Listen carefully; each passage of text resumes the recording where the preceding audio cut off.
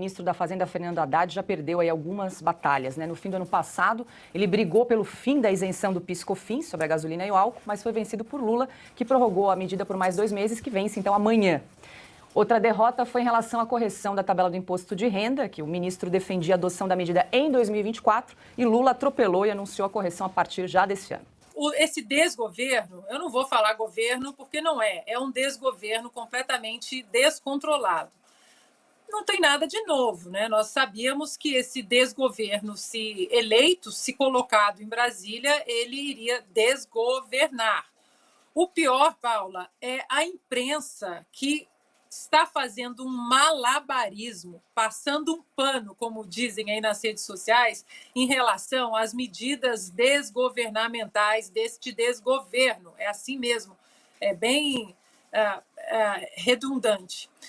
Há jornalistas, por exemplo, em canais grandes de televisão, não vou citar nomes aqui não, as pessoas, é só olhar na internet que vocês vão achar, várias, dizendo que o aumento de preço da gasolina, dos combustíveis, esses aumentos eles impactam apenas a classe média, impactam os ricos que têm carros blindados, a gasolina. Ou seja, nós saímos de uma imprensa que, né, tinha o mas, todavia, inflação cai, mas Paulo Guedes não sei o que, mas, e agora é o mas e o todavia invertido. Preços dos combustíveis aumentarão, mas o pobre não sofrerá. É inacreditável como a imprensa continua de joelhos para um partido que só apresentou até agora uma agenda de retrocesso ao país. Augusto, eu quero te ouvir a esse respeito, mas antes quero acrescentar mais uma informação aqui ao debate, porque o senador Ciro Nogueira escreveu em suas redes sociais que o PT tenta buscar um novo culpado para justificar a falta de rumo do governo. Após 2 meses, o PT não busca soluções, mas culpados. Primeiro foi o presidente Bolsonaro. Não colou? Atacam o ministro da Fazenda deles mesmos. Haddad é o novo Bolsonaro do PT, sim, o novo culpado pela velha falta de rumo do governo. E segue.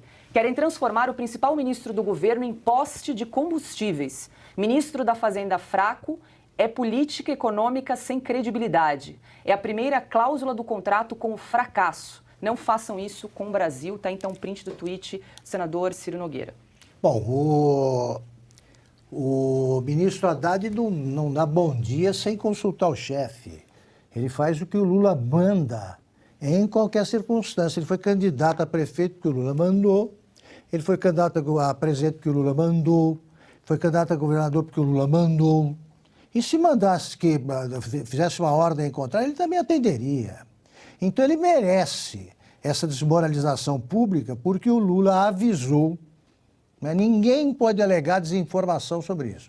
O Lula não dizia qual era a política econômica que ele seguiria durante a campanha, e a imprensa, bem lembrado, o consórcio, não, claro. Ele sabe tudo, porque ele fez 8 anos de um governo, ele tem 8 anos de um governo espetacular.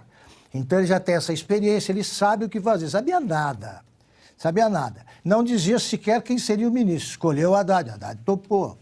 Desde que a mulher também fosse nomeada para ficar com ele em Brasília. Ele não vive sem ter a mulher ao lado e o Lula dando ordens. O Lula disse que ele tomaria decisão em última instância. O Haddad topou. O Lula encheu o governo aí com gente que tinha ajudado aí a provocar a catástrofe do governo Dilma. O Haddad não falou nada. E ele vem agora fazendo o que o Lula manda. O Lula não entende nada de nada. Como é que ele vai fazer com a economia? O Lula teve a sorte de, no primeiro governo dele, pegar um país praticamente pronto, a economia estava no bom caminho. O Henrique Meirelles, do Banco Central, seguiu a mesma linha. E o Palocci, que era o ministro da Fazenda, também não entendia de economia, manteve as coisas como as coisas estavam. E ele foi beneficiário, agora está claro, de um período que o mundo viveu por 1 década só, né? Em muito tempo. Não houve nenhuma crise internacional grave, nenhum país quebrou, 3 quebraram nos 8 anos do Fernando Henrique. No Lula, nenhum. As commodities estavam num preço ótimo, só tinha vento a favor. E as coisas ficaram no seu lugar. Veio a Dilma, que foi um desastre tão grande que o PT, na hora de rememorar as coisas, os petistas pulam a Dilma. Aí veio o golpe, como se o golpe tivesse chegado em 2010. Não, ela ficou de 2010 a 2015, quebrando o Brasil. A turma da Dilma está lá, dando palpite. E o Lula seguiu o pior dos caminhos, ele está seguindo o caminho populista da esquerda, chamada esquerda, e nunca deu certo. Nunca deu certo. Se ele não me surpreenderia se ele começasse a pensar em congelamento de preços, aquela coisa da esquerda. Ele não sabe o que fazer com o preço da Petrobras.